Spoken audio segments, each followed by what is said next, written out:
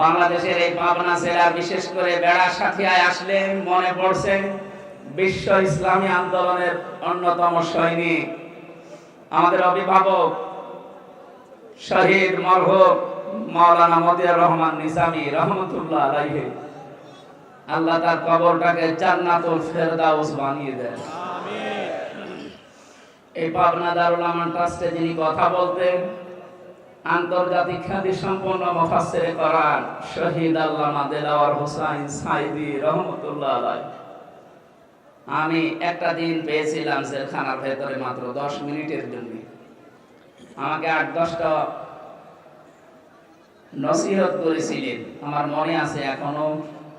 আপনাদের জন্য আমি সামনে যদি সময় হয় ওগুলো ডেলিভার দেবো ইনশাআল্লাহ। আল্লাহ তার জীবনের ভালো কাজ যেগুলো কোরআনের সাথে সম্পৃক্ত যেন কবুল করে নেন। মানুষ হিসাবে মানুষগুলোর জীবনে অন্যায় ছিল, এটা আমরা স্বীকার করি। মানুষ বলতে ভুল আছে, সুতরাং যাদের নাম নিলাম এই মানুষগুলোকে আল্লাহ যেন তার গাফফার নামের খাতিরে সত্যি মাফ করে দেন। বলেন আমিন। এটা এখন জান্নাতের বাগান হয়ে গেছে। আপনারা যেখানে আছেন আমরা আছি, যদিও এটা কলেজের ময়দান, কিন্তু এটা এখন জান্নাতের বাগান। নবীজি বলেন দুনিয়ার এই ময়দানে কেউ যদি কাউকে একটু জায়গা করে দেয় বসা, আল্লাহ নিজে জান্নাতের ভেতরে তার জন্য জায়গা করে দেবেন। সুতরাং আপনাদেরকে আমরা আহ্বান জানাচ্ছি, একটু নড়ে চড়ে তাদেরকে একটু বসতে দেন। মঞ্চে বসা ওলামায়ে কেরাম, সামনে বসা মুসলমান ভাইরা, পর্দার আড়ালের সম্মানিতা মা এবং বোনেরা, প্রশাসন দেখলাম এসেছে বহু, প্রশাসনের ভাইরা। এখন আর আপনাদের লাগবে না। আমি গত বছরও মনে হয় জেল থেকে বের হওয়ার পরে পাবনা দারুল আমান ট্রাস্টে অনুষ্ঠান ছিল, আপনারা আমারে আসতে দেন। কার ইশারায় দেননি আমরা জানি। সে মানুষগুলো কই আজকে আসেন তো, এই যে মাইক ছেড়ে দিলাম, নেন, কেড়ে নেন। আজকে আপনি এমন জায়গায় আছেন জনসম্মুখে আর আসার ক্ষমতা নেই, অথচ ঈমান যাদের সত্যিকার অর্থে আছে, এই যে হাদিস বললাম, ভালো কাজ দেখলে যাদের ভালো লাগে, অন্যায় দেখলে যাদের কাছে খারাপ লাগে, এদের ঈমান আছে। এই ঈমান অনুযায়ী এবং যারা এলেম পায়, এলেম অনুযায়ী যারা কাজ করে। আজকে 4টা কথা আছে আয়াতে সফল হওয়ার জন্য। আমরা এগুলো তাফসীরের সাথে মিলানোর চেষ্টা চালাবো ইনশাআল্লাহ। এটা রাজনৈতিক মঞ্চ নয়, আর আমি রাজনৈতিক ওই রকম ফিগারও না। যারা আছে রাজনৈতিক ওই ময়দানে, তারা ওই ময়দানের কথা বলবে। আমাদের অভিভাবক, আমাদের মাথার তাজ, আমাদের মুরব্বী ডাক্তার শফিকুর রহমান আমিরে জামাত আমাদেরকে আদেশ দিয়েছেন, নির্দেশ দিয়েছেন তাফসীর মাহফিলগুলোতে তাফসীর করার জন্য। রাজনৈতিক কথাবার্তা বলার, প্রচলিত রাজনৈতিক কথা যেটা, এটা বলার দরকার নেই। এখানে কোরআনের হাদিসের কথা বলবেন, এইটাই আমাদের রাজনীতি। এই কথা বুঝতেছেন? সুতরাং আমরা এই ধাঁচে কথা বলতে চাই। আল্লাহ যেন আমাকে ওই তৌফিক ভিক্ষা দেন। বলেন আমিন। 2টা কথা বলেছিলাম, ঈমান যারা আনবে এবং ঈমানের দাবি অনুযায়ী যারা এলেম অনুযায়ী আমল করবে। আমার প্রথম প্রশ্ন, অনেকেই বলবেন আমার ঈমান আছে। হ্যাঁ, ঈমান থাকে না কয়েকটা কাজ করলে। আল্লাহ এই পৃথিবীতে বানিয়েছেন এবং আইন চলবে তার, এই ঘোষণা দিয়েছেন। আলা লাহুল খালকু ওয়াল আমরু, এই আয়াত আমি বানালাম। বলেন, সূরা আরাফের ভেতরে আছে আমি বানিয়েছি, আমার আইন চলবে। সুতরাং আল্লাহর আইন বাদ দিয়ে এই বাংলাদেশে যারা অন্য কারো বানানো আইন প্রতিষ্ঠা করতে চাচ্ছেন, আপনার ঈমান নেই। আপনি যাই বলেন, আপনি নামাজ পড়েন আর রোজা রাখেন আর অন্য যাই কাজ করেন, আমি সংশোধন করলাম, এখন আপনার বিবেকের ব্যাপার। আল্লাহর আইন বাদ দিয়ে পৃথিবীর অন্য কারো আইন যদি এই দেশে কেউ প্রতিষ্ঠা করার জন্য রাজনীতি করেন, আন্দোলন করেন, চেষ্টা করেন, আপনার ঈমান নেই। এটা আমি বানালাম। সূরা বাকারা 2 নম্বর পারা 4 নম্বর পৃষ্ঠা 3 নম্বর লাইনে আয়াতটা আরেক জায়গায় আছে। আন্নাল কুওয়াতা লিল্লাহি জামিআ, সমস্ত ক্ষমতার উৎসকে।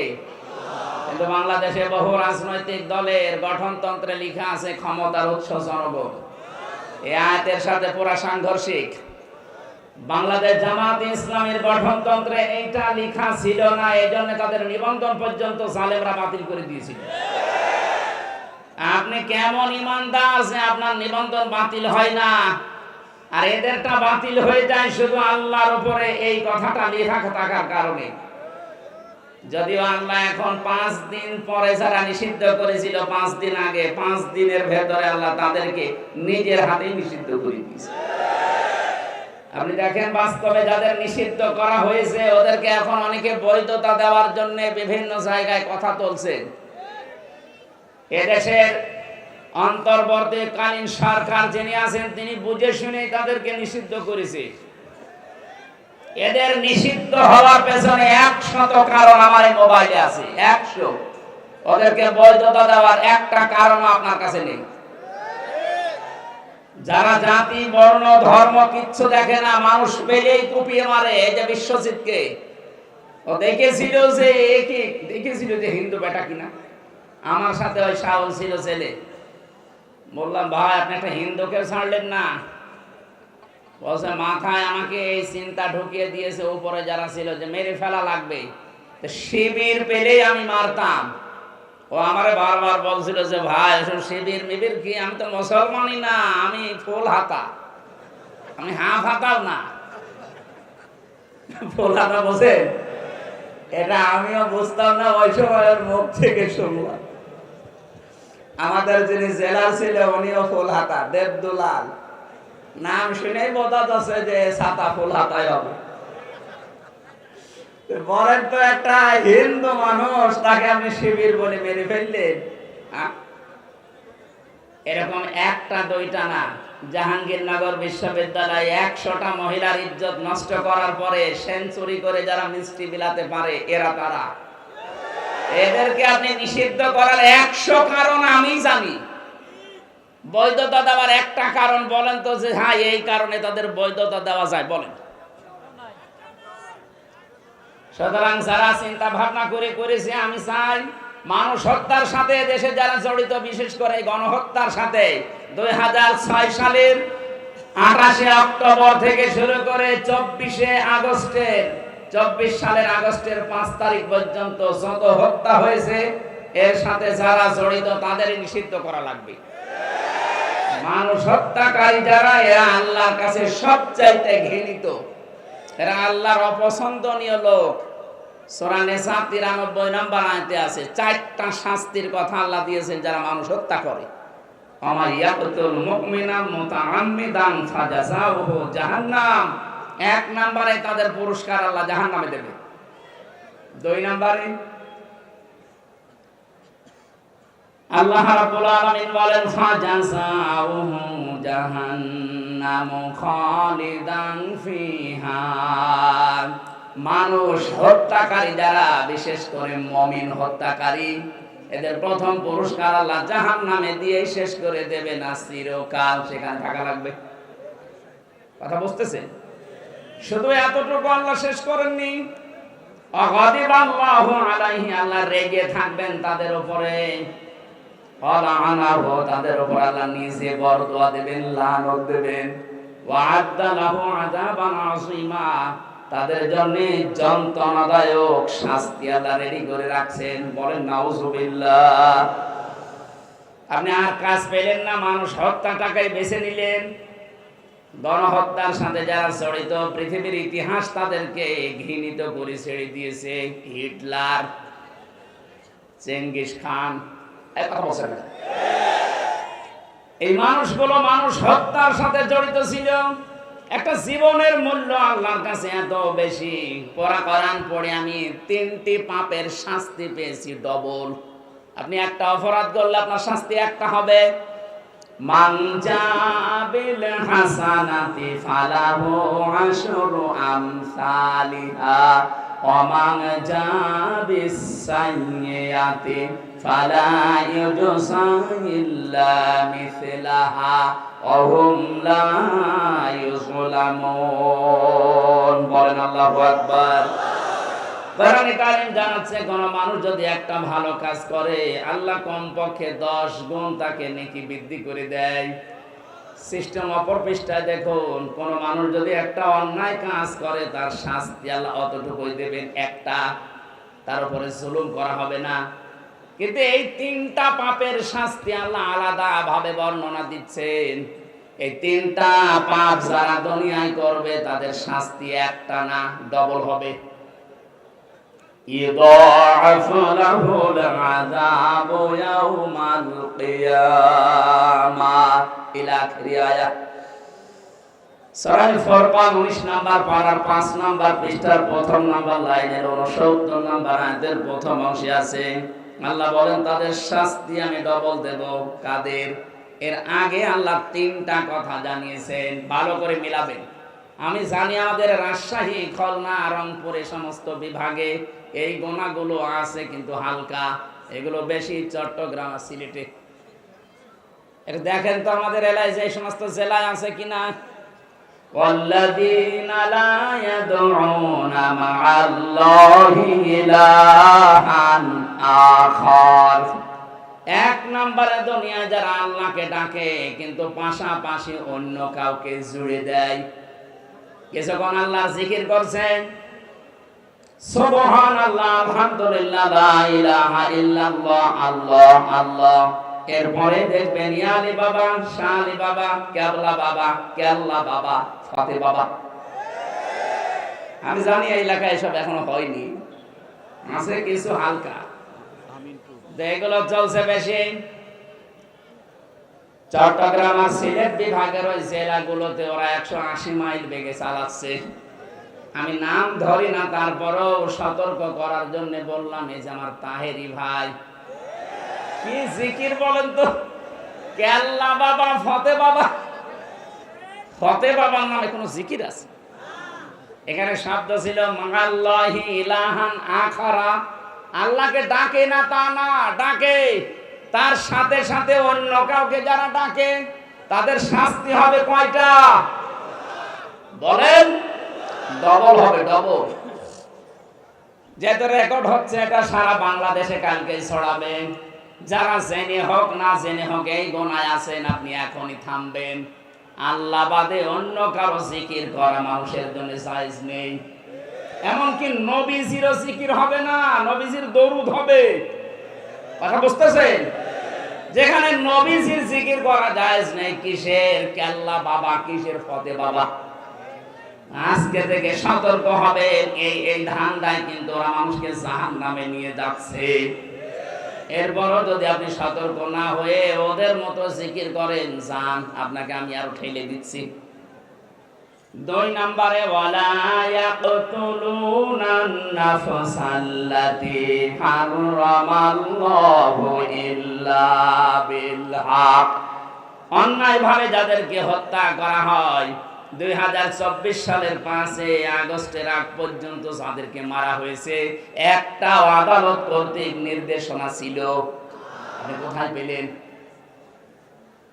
যেভাবেই হোক আপনি মেরে ফেলেছেন, আর মানুষ হত্যা করার জন্য আপনার শাস্তি হবে। আল্লাহ বলছেন ডবল। কথা বলে না কেন? আজ এই মানুষগুলো এখনো পর্যন্ত বিশ্বের মডেলদের স্বীকৃতি পাওয়ার জন্য বিভিন্ন মিথ্যা কথা মানুষকে শোনাচ্ছে। বিশেষ করে 8-10 দিন এটা বেশি চলছে। যারা 2 বোন মিলে পালিয়ে গেছে, ওরা 2 জনই এখন বিশ্বের মানুষকে কথা জানাচ্ছে যে আমরা নির্বাচিত ছিলাম, আমাদেরকে উৎখাত করা হয়েছে। এটা ডাহা মিথ্যা কথা। আপনি যদি এখন কোন ঘোড়াকে জিজ্ঞাসা করেন যে 15.5 বছরে বাংলাদেশে নির্বাচন হয়েছে, ও হাসবে। কথা বলবে 15.5 বছরে নির্বাচন হইল কবে? 154 জন নির্বাচনের আগেই তো ঘোষণা হয়ে যায়, যেখানে 151 জন হলে সরকার গঠন করা যায়। কথা বলে না কেন? তার মানে ওই নির্বাচন হয়নি। দ্বিতীয় যেটা দেখলাম, দিনের ভোট রাতেই হয়ে গেল, তো নির্বাচন হলো কখন? আর বাকি আমি তো জেলে ছিলাম, আমি জানি না। আমার মনে হয় বাকিটাও এরকম আল্লাহর রাস্তায় গেছে। কথা বলে না? এরকম ডাহা মিথ্যা কথা একটা হাসি মানুষ বলতে পারে? পারে। ওই রকম হাসি হলে পারে।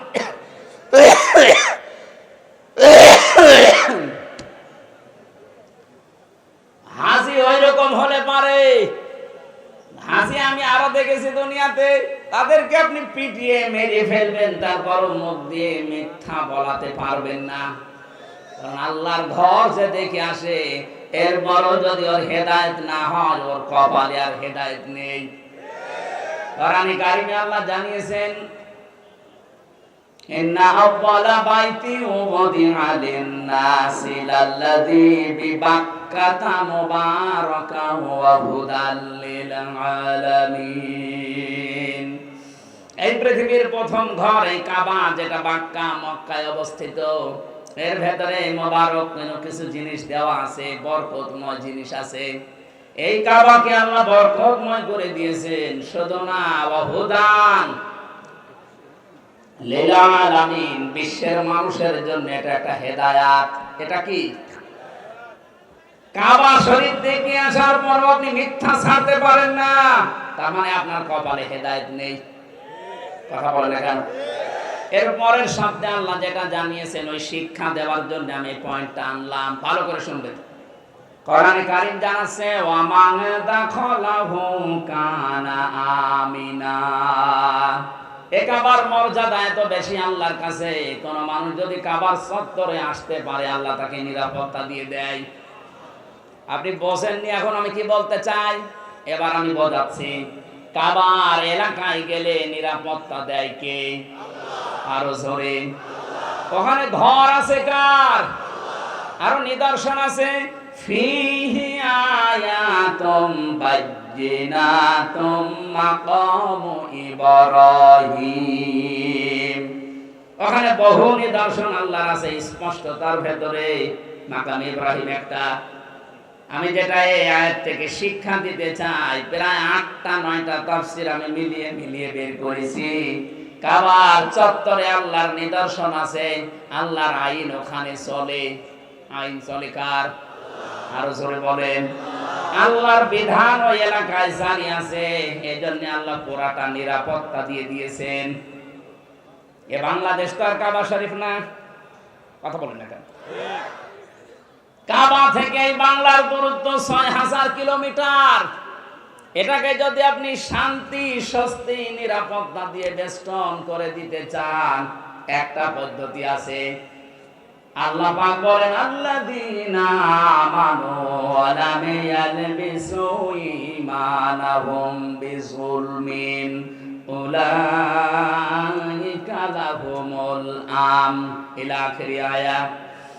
সূরা আন-নাম 82 নম্বর আয়াতের প্রথম অংশে আছে, তোমরা যারা ঈমান আনবে আর ঈমানের সাথে যদি জুলুমকে মিশ্রণ না করো, এখানে জুলমিন আই শিরকিন, নিজের ঈমানের সাথে যদি শিরিক মিশ্রণ না করো, আমি আল্লাহ নিজে বলছি উলাইকা, এইভাবে আল্লাহ দেখিয়েছেন।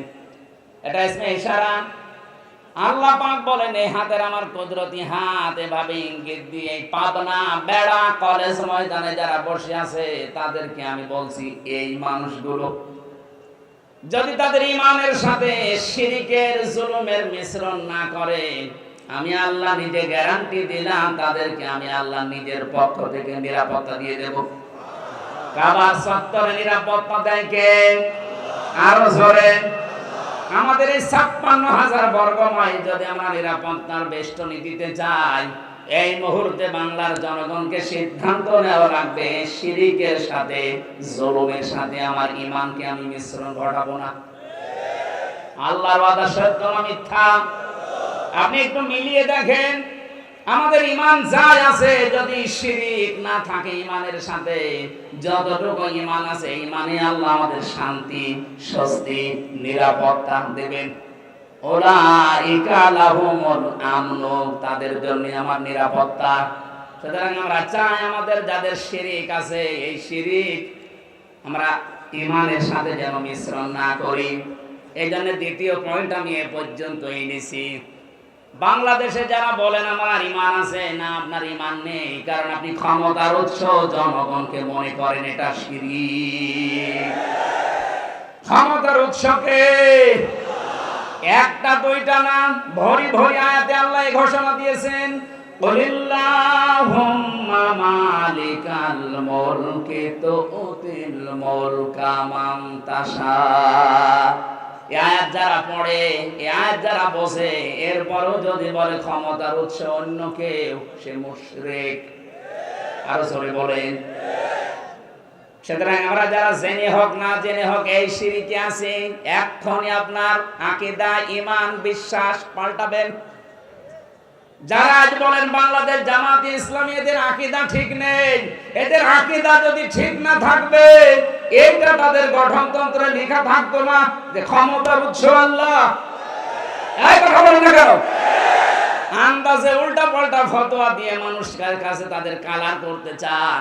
একটা মিথ্যা অপবাদ কারো উপরে চাপিয়ে দেওয়া, তার উপরে জুলুমের নামান্তর। বাংলার বহু আলেম নাম নিয়ে আবহমান কাল থেকে দেশে ইসলামী আন্দোলন, একামতে দ্বীনের এই নেতা কর্মীদের ঘায়েল করার জন্য অস্ত্র হিসেবে ব্যবহার করছেন। এটা ডাহা, মিথ্যা। আমরা চাই আপনাদের যাই জ্ঞান আছে কাজে লাগান, কিন্তু এই মানুষগুলা, এটা আপনি জুলুম করছেন জেনে বুঝে। আপনি দেখতে পেলেন ওদের আকীদা ঠিক আছে, এই কারণে জালেমরা নিষিদ্ধ করে দিল। আকীদা যদি ঠিক না থাকে, তা আপনারটা ঠিক নেই, আপনারা তো নিষিদ্ধ করে না। এক কথা বলছেন না কেন? আমরা এই দেশে আল্লাহ একমাত্র ক্ষমতার উৎস মানি যারা, তারাই বিপদে আছি আর বিপদে থাকবো, এইটাই বাস্তবতা। আমরা এগুলো কেয়ার করছি না, কারণ আমাদের মালিক যিনি, ক্ষমতার মালিক যিনি, আমরা যেদিন বিশ্বাস করেছি সেদিন এগুলো সব মাথায় চাপিয়ে নিয়েছি। ডোন্ট কেয়ার, কিছুই মনে হয় না। যেদিন এই রাস্তায় আসার সময় বলেছি ইন্না সালাতি ওয়া নুসুকি ওয়া মাহইয়ায়া ওয়া মামাতি লিল্লাহি রাব্বিল আলামিন। কিসের জেল, কিসের জরিমানা, কিসের আয়না ঘর? তামাম দুনিয়াকেও যদি কেউ আয়না ঘর বানিয়ে ফেলে, আয়াত যারা বিশ্বাস করে, আকীদা নিয়ে, ঈমান নিয়ে পড়েছে, তাদেরকে পেছনে হটানো যাবে না। এই কথা শোনা লাগবে ভাই।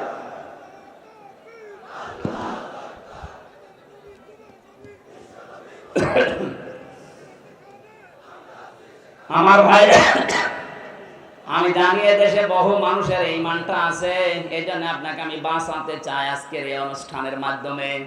আপনি যদি একটু মগজটা কাজে লাগান, আপনার বুদ্ধিটা একটু খাটান, দেখবেন পরিষ্কার হয়ে যাবে। এই শিরকের কারণে আজ আমাদের দেশে নিরাপত্তা নেই। কথা বলে না কেন? তাছাড়া আল্লাহর গ্যারান্টি তো মিথ্যা হওয়ার কথা না। আমি আবার বলছি, আল্লাহ যেটা পারে ওটা অন্য কেউ পারে, এই বিশ্বাস করার নাম শিরিক। আর শিরিক যারা করে তারা মুশরিক। আর ফতোয়া লাগবে? আমি তো একবারই বলে দিয়েছি, আল্লাহ যেটা পারে অন্য কেউ পারে, বিশ্বাস আমরা করি না। কথা বলে না কেন? আপনি বিশ্বাস করেন যে আল্লাহ যেটা পারে অন্য কেউ পারে না? আপনি যেমন বিশ্বাস করেন সন্তান দিতে পারে শুধুমাত্র আল্লাহ, তামাম দুনিয়ার সবাই মিলে চেষ্টা করলো এটা দেওয়া সম্ভব না। কথা বলে না কেন? এটা যেমন বিশ্বাস করেছেন দুনিয়া বানিয়েছেন আল্লাহ, আইন চালাতে পারে, তার অন্য কারো আইন এখানে চালানো জায়েজ নেই, এটা যদি এইভাবে বিশ্বাস করতেন, বাংলাদেশে আল্লাহর আইন কায়েম হয়ে যেত। এই বিশ্বাসটা আসলেই মানুষ কেন জানি মনে করে না এটা রাজনীতি, এটা জামাতের কথা, এটা জামাতের বাবার কথা। জামাতের বাবা এই কথা বানিয়েছে, এটা আল্লাহ বানিয়ে দিয়েছেন। এ বিশ্বাস যাদের নেই তারা মুশরিক। তাদের সম্মান মর্যাদা দিন যত যাবে বাড়বে না, আরো কমতে থাকবে। মুশরিকদের সম্মান মর্যাদা যদি দুনিয়ায় বাড়ে, তাহলে কোরআনের এই আয়াত কি করবেন আপনি? আল্লাহ মিথ্যা কথা বলতে পারেন? বলেন। এই জন্য আশা করছে আপনি নিজের আকীদা, বিশ্বাস, ঈমান এখনই পাল্টাবেন। হ্যাঁ, যদি এমন দলে থাকেন যে দলের উৎস, ক্ষমতার উৎস জনগণ, এই বিশ্বাসে বিশ্বাসী, এখনই চলে আসবেন। এখন যদি বলেন কি করতে আসলেন, এইটাই করতে আসি আমি, কারণ কোরআন আমাকে এইটাই জানাচ্ছে আপনি মুশরিক হয়ে জাহান্নামে যাবেন, তে মাহফিল দেওয়ার দরকার কি? এক কথা বলেন না কেন? আশা করছি ইঙ্গিতে আপনি জ্ঞানী মানুষ বুঝে ফেলেছেন। এরপরেও যদি না বোঝার ভান করে থাকেন, আমার মনে হয় আপনাকে ওয়াজে কাজ হবে না। কিসের কোরআন শরীফ, বুখারী শরীফ, আপনার বাকারি শরীফ লাগবে। মরণ ছাড়া আপনার পরিবর্তন নেই। আমি দোয়া করছি মুসাফির অবস্থায় আল্লাহ আপনাকে যেন সম্মতি দেন। অন্তত হযরত ওমরের মতো মানুষকে যদি আল্লাহ ফিরিয়ে নিয়ে এসে সোনার মানুষ বানাতে পারে, আমাদেরকেও আল্লাহ পারবে। এই কথা বলে না কেন? যাদের আকীদা বিশ্বাস এরকম খারাপ আছে, ফিরে আসেন। ক্ষমতার উৎসকে আরো জোরে। যখন এই দেশে ৯৬% মুসলমান এই বিশ্বাসটা ১০০% আল্লাহকে দেখাতে পারবে, কাবার মতো এই ৫৬,০০০ বর্গ মাইল নিরাপত্তা আল্লাহ নিজে দেবে। আল্লাহ দিতে পারবে না? পারবে ইনশাআল্লাহ। ওই বিশ্বাস নিয়ে আজকে কোরআন কারীমের তেলাওয়াতকৃত আয়াতে প্রবেশ করছি। সূরা হজ ৭৭ নম্বর আয়াত পড়েছি। সফলতার মাপকাঠি আল্লাহ এখানে বর্ণনা দিচ্ছেন। আমরা সফল হতে চাই না? চাই। আল্লাহ রাব্বুল আলামিন বলেন, ইয়া আইয়ুহাল্লাযীনা আমানু, ওহে যারা ঈমানের দাবি করো, খুব ভালোবাসা নিয়ে বলছি তোমাদেরকে। কোরআন শরীফে আল্লাহ এই আয়াতটা দিয়েছেন 89 জায়গায়। 89 বার ঈমান যারা এনেছে তাদেরকে আল্লাহ এই আদর দিয়ে ডাক দিয়েছেন, ইয়া আইয়ুহাল্লাযীনা আমানু। বলেন আল্লাহু আকবার। এত আদর করে আল্লাহ ডাক দিলেন, ইরকাউ, রুকু করো, ওয়াসজুদু, সিজদা করো, ওয়াবুদু রাব্বাকুম, তোমার রবের ইবাদত করো, ওয়াফআলুল খায়রা, ভালো ভালো কাজ করো, লাআল্লাকুম তুফলিহুন, আশা করা যায় জীবন সফল হয়ে যাবে। এই ওয়াজটা করলেন কে বলেন তো? নাকি আমি ওয়াজ বানালাম? তাহলে আমাদের এখন সফলতার মাপকাঠি, প্রথম জীবনে আমাদের রুকু থাকা লাগবে। রুকু মানে কি? না না, রুকুর ৯৯টা অর্থ আছে। কোন মানুষকে আল্লাহ রাব্বুল আলামিন কোরআনে কারীমে সূরা বাকারার ভেতরে এসেছে, ওয়াকিমুস সালাতা ওয়া আতুজ যাকাতা ওয়ারকাউ মা'আর রাকিবিন। দুনিয়াতে নামাজ কায়েম করো, সম্পদ থাকলে যাকাত আদায় করো, আর রুকুকারীদের সাথে রুকু করো। তার মানে দুইটা অর্থ এখানে। এক নম্বরে জামাতবদ্ধ হয়ে জামাতের সাথে নামাজ পড়ো। দুই নম্বরে আল্লাহর বিধানকে এই জামাতে নামাজ পড়তে গিয়ে যে ২৭টা শিক্ষা পাওয়া যায়, ওগুলো ব্যক্তি, পরিবার, সমাজ, রাষ্ট্রে দাঁড় করাও। ধরে বলে সুবহানাল্লাহ। ২৭টা বিষয় আমি পেয়েছি তাফসীরে এই রুকু শব্দের ভেতরে। আপনি যদি সত্যি আল্লাহকে রুকু দিতে চান, এটা আল্লাহর একটা বিধান। এই বিধান পালন করতে গিয়ে যেমন কাতারবদ্ধ হয়েছেন, কোন দল মত দেখেছেন? আরো জোরে বলেন। রুকু আল্লাহর বিধান পালন করার জন্য যখন আপনি দাঁড়িয়ে যান, কেউ কি এই চিন্তা করে দাঁড়ায় যে আমার দুই পাশে যারা দাঁড়াবে শুধু জামাত ইসলাম দাঁড়াবে, অন্য কেউ দাঁড়ালে আমি ওরে পেছনে দিয়ে দেব? কথা বলেন না কেন? এখানে যেমন আপনার মন উদার, আল্লাহ এইটাই আপনাকে পরিবার, সমাজ এবং রাষ্ট্রে দেখাতে চায়। ও হামজা, এখানে যেমন আল্লাহর একটা বিধান তুমি পালন করবে, রুকু, এটার জন্য যেমন সব এক হয়ে গেছো, এখান থেকে শেষ করে যখন ব্যক্তি, পরিবার, সমাজ আর রাষ্ট্রে যাবে, তখন আল্লাহর একটা দুইটা বিধান নেই, এরকম রুকুর মতো বিধান আছে ৪৯৯টা। কোরআনে আল্লাহ বিধান দিয়েছেন ৫০০টা, ওখানে কায়েম হবে মাত্র একটা। এখনো কয়টা আছে? ৪৯৯টা এই বিধান। এগুলো আর নামাজের ভেতরে নেই, এগুলো আছে ব্যক্তি, পরিবার, সমাজ, রাষ্ট্রে। ওইগুলো যে আমি আল্লাহকে দেখাতে হবে, তাহলে তোমার রুকু কবুল হবে। আয়াতের দ্বিতীয় অর্থ এইটাই পেয়েছি, এখানে যে রুকু দিলি, এই রুকুটা জামাতবদ্ধ হয়ে দিয়েছো। এভাবে জামাতবদ্ধ হয়ে আল্লাহর আইনগুলো প্রতিষ্ঠার জন্য কাজ করবা, এর নাম রুকু। এই কাজটা মানুষ এখনো বোঝে না। বুঝলেও অনেকে শুধু রাজনীতি রাজনীতি এই বন্ধ খোঁজে। এখানে রাজনীতি পেলেন কোথায় আপনি? রুকু করার জন্য আল্লাহর আদেশ, ওয়ারকাউ মা'আর রাকিবিন, রুকুকারীদের সাথে রুকু করো। এই আয়াতের অর্থ কয়টা বললাম? আরো জোরে। আরো জোরে বলেন। আপনি এবার জীবনে মানেন কোনটা? প্রথমটা হয়তো মানেন, আজান হলে রুকুতে যান, জামাতের সহিত নামাজ পড়েন। রুকুর অর্থ তো শুধু একটা মানলে হবে না, আরো আছে। 2 নম্বর অর্থ, আল্লাহর এই রুকুকে পরিবার, সমাজ, রাষ্ট্রে আপনাকে দেখাতে হবে যে হ্যাঁ আমরা রুকু করি।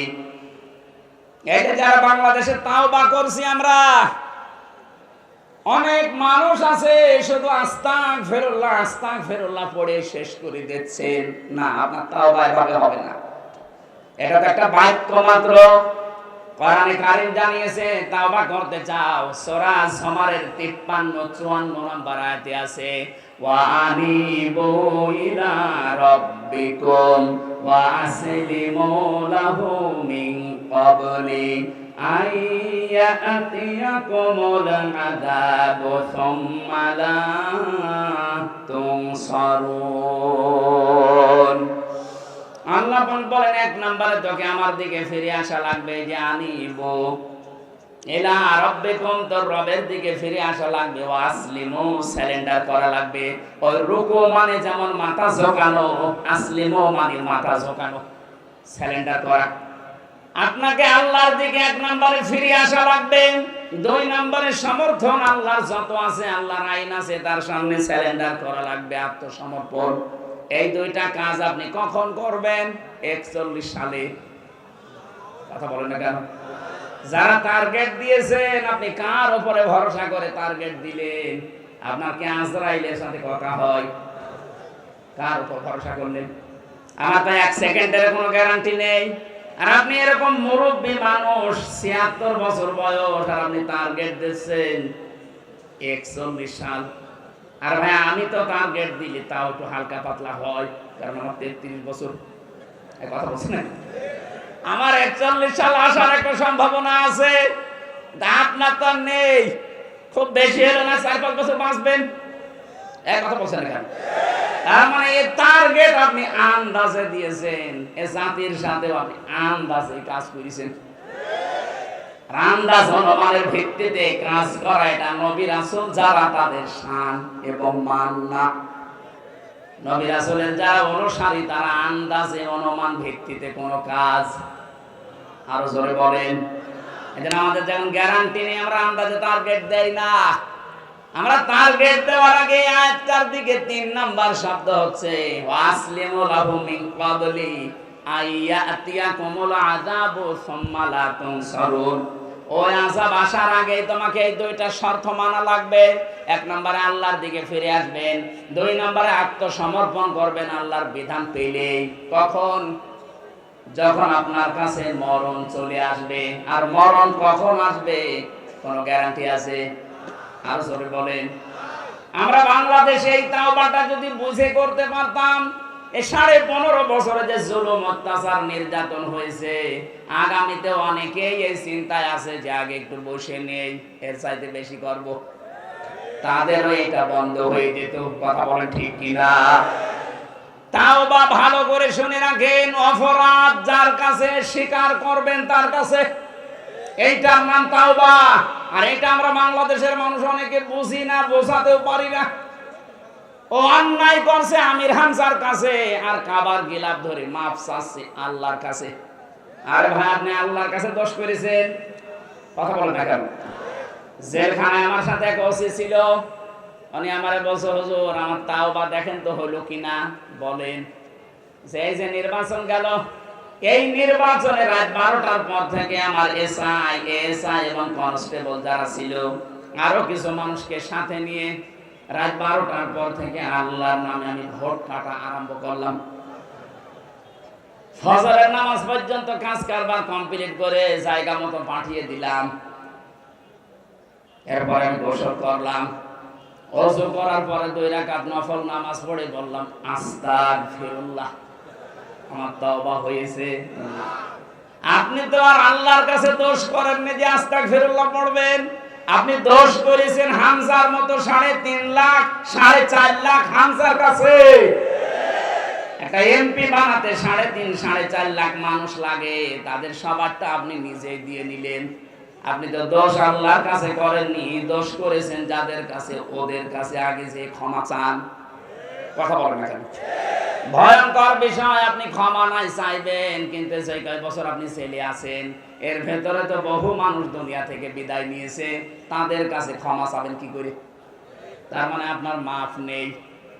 এক কথা বলেন, এখানে এই জালেমকে টিকিয়ে রাখলে আপনি নিজের সর্বনাশ নিজে করেছেন। এই জন্য আমরা চাই তাওবা, অপরাধ যার কাছে আগে তার কাছে যাবেন। যে যদি তার ক্ষতি করে থাকেন তার ক্ষতিপূরণ দেবেন।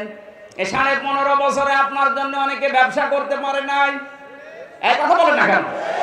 এই 15.5 বছরে অনেকে এমন এমন চেয়ারে যাওয়ার কথা ছিল যেখানে আপনার কারণে যেতে পারে নাই।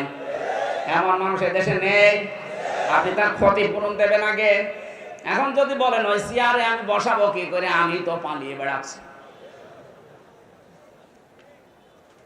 না, আপনার তাওবা তাহলে আস্তাগফিরুল্লাহ হবে না। যার ক্ষতি যেইভাবে করেছেন ওই ক্ষতিপূরণ ওইভাবে দেওয়া লাগবে। আমার জীবন থেকে 3টা বছর বিনা কারণে আপনি কেড়ে নিয়েছেন। আমার বাবার কাছ থেকে 30 থেকে 32 লাখ টাকা খেয়েছেন। আগে এই টাকাগুলো ফেরত দেবেন, ক্ষতিপূরণ। আর 3 বছর আমার মতো ফাঁসির কন্ডেম ছেলে থাকবেন, এরপরে বলেন হামজা মাফ করে দেন। এসব কিছু নেই, চামড়ার মুখ, আস্তাগফিরুল্লাহ, ভণ্ডামি করার জায়গা পান না। কথা কি কড়া হয়ে গেল নাকি? কিসের কড়া? এখনো শুরু হয়নি। আমাদের রুকু আসলে হচ্ছে না। সম্মানিতা মা বোনেরা, আয়াতের তাফসিরে আমি রুকু শব্দের ব্যাখ্যা পড়েছিলাম। কোন মহিলা যদি রুকু করতে চায় তার জীবনে 4টা কাজ থাকা লাগবে। সম্মানিত মা বোনেরা যারা এসেছেন এবার কান খাড়া করবেন। নবীজি বলেন, এটা তিরমিজি শরীফের হাদিস, ইদা নাযারা ইলাইহা সাররাতুহু, যখন তার স্বামী তার দিকে বাইরে থেকে এসে তাকাবে, স্বামীকে আনন্দ দেবে। আপনাকে আল্লাহ এমন এমন জিনিসপত্র শরীরে দিয়েছে, স্বামীকে আনন্দ দেওয়ার জন্য ওইগুলো যথেষ্ট। আপনি আনন্দ দেন স্বামী বাদ দিয়ে দেবরকে, দোলা ভাইকে। এক কথা বলেন না, আপনি নামাজ পড়ে রোজা রেখে কালো বোরকা পরে মনে করছেন আমি জান্নাতি। কিসের জান্নাত আপনার? স্বামী আসলে আপনাকে স্বামীকে সাররাতুহু, তাকে আনন্দ দেওয়া লাগবে। সে যেভাবেই হোক, অঙ্গভঙ্গি দিয়ে হোক, সাজগোজ দিয়ে হোক, যদি দরকার হয় কাঁতো কুতো দেওয়া লাগে তাও দেবে। বুড়ো মানুষ কাঁতো কুতো দিয়ে হবে না, অন্য কিছু করা লাগবে। 2 নম্বরে ওয়াইদা গাবা আনহা হাফিজাতুহু, স্বামী যখন বাইরে চলে যাবে তখন তার সম্পদ, তার সন্তান, আপনার ইজ্জত, আপনার সম্ভ্রম, আপনার লজ্জাস্থান, আপনার শরীর, এগুলো হেফাজত করে রাখবেন। এটা নেককার মহিলার 2 নাম্বার গুণ। অথচ হাজারো আল্লাহওয়ালা মেয়ে মানুষ মনে হয় স্বামী বাইরে চলে গেলে মনে হচ্ছে দিন পেয়েছে। মোবাইলে সারা দিন কার সাথে আল্লাহর রাস্তায় গল্প করে। অথচ মেয়ে লোক মোবাইলে কোন ভাষা নিয়ে কথা বলবে আল্লাহ সেই ভাষা পর্যন্ত দিয়েছে। সূরা আহজাবের 32 নম্বর আয়াত, হে মেয়েরা, যদি মোবাইলে হোক, পর্দার আড়াল থেকে হোক, হিজাবের বাইরে থেকে কথা বলতে চাও, কথা বলবা সঠিক, মিথ্যা কথা বলবা না, কিন্তু ভাষা হবে রুক্ষ সূক্ষ্ম, রাগ রাগ ভাব। কিন্তু আপনার মোবাইলের কথা শুনলে মনে হয় অনেকেই প্রেমে পড়ে যায়। এই কথা বলছেন। আশা করছি আপনি মোবাইলের ভাষা বুঝতে পেরেছেন, কিভাবে কথা বলবেন। আননোন নাম্বার যদি আসে ধরবেন, ধরার পরে সালাম দেবেন। এরপরে যদি দেখেন না যে খোকার বাবা না, বা ওই যে 14 জন পুরুষের সাথে দেখা করা যায় যাচ্ছে, ওই 14 জন না, আপনার বাবা, আপনার ভাই, এরকম 14 জন আছে। সূরা নিসার 21 নাম্বার 22 নাম্বার আয়াতের তাফসীর দেখে নেবেন। এই 14 জন পুরুষ মানুষ বাদ দিয়ে পৃথিবীর কেউ, এমনকি কাবা শরীফের ইমামও যদি কল দেয়, কথা বলবেন সঠিক, মিথ্যা কথা বলবেন না। তো ভাষা করবেন এমন আপনার কথা শুনে যেন মনে করে আল্লাহ এ কি মহিলা না আজরাইল। আর যদি শাবনূরের কণ্ঠে কেমন আছেন বিআই সাহেব, ওইভাবে মোলায়েম কণ্ঠ দিয়ে শুরু করেন, ও মনে করবে কাজ হচ্ছে। 2-4 দিন 8 দিন 10 দিন 1 মাস পরে দেখবেন আপনার নিয়ে আল্লাহর রাস্তায় চিল্লাই গেছে। চিল্লা বলা ঠিক হলো না, আল্লাহর রাস্তায় চিল্লা। 3 নাম্বারটা বলার জন্য আমি হাদিসটা বলছিলাম, মেয়েরা এবার সাবধান। সম্মানিতা মা বোন যারা এসেছেন, আমি এইটা বলার জন্য কিন্তু হাদিসটা এনেছিলাম। সত্যি কথা বলছি, অতুইনু আলা দীনি যাওজাতিহা। নবীজি বলেন, নেককার মহিলা রুকু করছে তো ওই মহিলা, যেই মহিলা তার স্বামীকে দ্বীনের কাজ করার জন্য সাহায্য করে, উদ্বুদ্ধ করে আর সময় দেয়। আপনার স্বামী মানবতার পক্ষে কাজ করে, দিন কায়েমের জন্য চেষ্টা চালাই, দিনের জন্য কাজ করে বেড়াচ্ছে, আপনি নেককার হতে হলে তাকে সাহায্য করবেন, সহযোগিতা করবেন, সময় দেবেন, উৎসাহ দেবেন। আপনার জন্য খাদিজার সাথে আল্লাহ জান্নাত রেডি করে রাখবে। এটা না আপনি আরো বাধা দেন, না তুমি কি করো, আর মানুষের বর নেই, আর মানুষের বর আছে, আপনার বরের মতো না। আপনার বর তো একামতে দিনের একজন কর্মী, তার কাজ সব সময় আলাদা। কথা বলেন, আর মানবতার সেবায় কাজ করা লাগে, মানুষের জন্য চিন্তা করা লাগে, আল্লাহর দ্বীনের ফিকির করা লাগে। আপনি শুধু বাড়ি বসে বসে তাকে সময় বের করে দিয়েছেন, তাকে সাহায্য করেছেন, খাদিজার মতো আপনি অটোমেটিক সওয়াব পেতে থাকবেন। 4 নাম্বারটা বলতাম না, তারপরও বলছি। আমার মনে হয় পাবনাতে এটা বলা ঠিক হচ্ছে কিনা জানি না। 4 নাম্বার, আল্লাহর নবী বলেন, স্বামী যেটা পছন্দ করে, নেককার মহিলা ওইটা স্বামী যেটা পছন্দ করে, ওটা যদি জায়েজ হয়, জীবন চলে গেল আপনাকে ওটা পছন্দ করা লাগবে। শুনতে আমার মনে হয় মেয়েদের কাছে এবার খারাপ লাগবে, কারণ আমি এটা বাস্তবে দেখছি। আমি সহ যত স্বামী এখানে বসে আছে, এমনকি বাংলার 18 কোটি মানুষের ভেতরে যারা স্বামী, প্রত্যেকটি স্বামীর পক্ষ থেকে আমি বলছি, প্রতিটি স্বামী আমরা চাই বিয়ের পরে আমাদের মা বাবা আমাদের সাথে থাকবে। আমি খেয়ে থাকি না খেয়ে থাকি, আমার সাথে থাকবে আমার মা, আমার বাবা। কিন্তু অধিকাংশ বউ এটা চাই না। এরকম বউ আছে কার? হাত তোলেন তো। আরে ভাই, ক্যামেরা আমার দিকে, হাত তোলেন আপনি, অসুবিধা কি? তোলেন একজন, ওরা ওই ছাদের উপরে দেখতে পাবেন, হাত তোলেন। আমি জানি এখানে আপনারা ভয়ে তুলছেন না, রাতের বেলা আবার খাবার বন্ধ হয়ে যায় কিনা। না, সামান্য মা বোনেরা দেখেন কি ভয় পায় আপনাকে। হচ্ছে না, আপনার নামাজ দিয়ে, রোজা দিয়ে, কালো বোরকা দিয়ে আপনি নেককার হতে পারেননি। স্বামী যেটা চায় ওটা যদি সত্যি জায়েজ হয়, মাস্ট বি আপনাকে ওটা পছন্দ করাই লাগবে। কিন্তু 100টার 95টা মেয়ে লোক এটা চায় না। কি কোন কারণে চান না বলেন তো? ওটা যদি আপনার মা বাবা হতো, আপনি ওই আচরণ করতে পারতেন যেটা শ্বশুর শাশুড়ির সাথে করেন। আশা করছি আপনি সংশোধন হবেন, আল্লাহ তৌফিক দিন, বলেন আমিন। 2 নম্বরটায় যাব আমি। এখানে কি দিলেন? এটা মাদ্রাসার মাহফিল, মাদ্রাসার জন্য আয়োজন, এই জন্য ওনারা একটু আহ্বান জানিয়েছে, কিছু সাহায্য লাগবে। যারা যাচ্ছে আপনাদের ভেতরে মন খুলে ওনাদের জন্য দান করবে। রাতের বেলা দেবেন মাহফিল, দিনের বেলায় মাহফিলে গ্যাঞ্জাম হয় আর আমিও কথা তুলতে পারি না। রাতের বেলা দেবেন, যে কয়টা হয় হোক। সারা বছর করা লাগবে কোনো মানে আছে? সাইদি সাহেব করতো না, এক জেলায় একটা দিলেই তো যথেষ্ট। গ্রামে গ্রামে নিয়ে আসা লাগে। আগামীতে মনে হয় এটা আর হবে না। আমাদের যিনি একেবারে সর্বোচ্চ দায়িত্বশীল, উনি আমাকে জানিয়ে দিয়েছে, আগামীতে মাহফিল করলে সর্বোচ্চ এক জেলায় 2টা, এই মাথায় ওই মাথায়। এই গ্রামে গ্রামে আর দেওয়ার দরকার নেই, লেখাপড়া করে করে তাফসীর আকারে কথা বলবে, সেই হিসাবে বলা লাগবে। আমি মনে হয় কি হবে বলতে পারছি না, কারণ ওনার কথা মতো আমাদের চলা লাগবে। আগামীতে এটা আর করবেন না, সব মিলে টাস্টে দেবেন। নয়তো হয় পাবনা, ওখান থেকে আরো 30 কিলো 40 কিলো দূরে, যেখানে এই মাথায় ওই মাথায় এরকম মিলিয়ে নেবেন, আমরা কথা বলবো। আল্লাহুম্মা আমিন। রব্বানা আতিনা ফিদ দুনিয়া হাসানা ওয়া ফিল আখিরাতি হাসানা ওয়া কিনা আযাবান নার। রব্বিরহামহুমা কামা রব্বায়ানি সাগীরা। আয়লা তাআলা, দিনের বেলায় হাজারো কাজ বাদ দিয়ে আমরা সবাই ছুটে এসেছিলাম কোরআন কারীম শোনার জন্য। যতটুকুই শুনেছি সফল হওয়ার জন্য। আল্লাহ জীবনে তুমি চূড়ান্ত সফলতা দিয়ে দাও।